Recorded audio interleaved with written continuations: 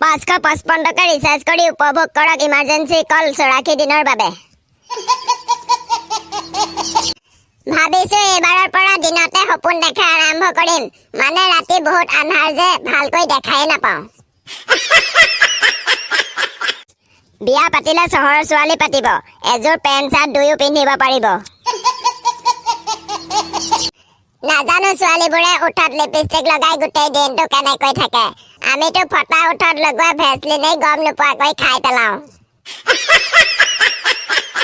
ভাবিছিলো দুজনী বিয়া পাতিম এজনীয়ে পিটিলে আনজনীয়ে বচাব কালি সপোনত দেখিলো এজনীয়ে ধৰি আছে আৰু আনজনীয়ে পিটি আছে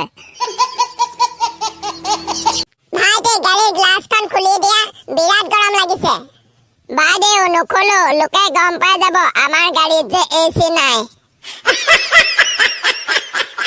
ভাই বিয়া পাত বহুত দিন হল বিয়া খোৱা নাই তেনেহলে তই মৰি যা বহুত দিন হল হকাম খোৱা নাই ময়ো প্ৰেমত পৰিম বুলি ভাবিছো কোনোবাই জানা নেকি কিমান ওপৰৰ পৰা পৰিব লাগে হেল্ল' দেউতাই তোমাক আমাৰ ঘৰলৈ মাতিছে কিয় তুমি কিমান ধনী দেউতাই চাব বিচাৰিছে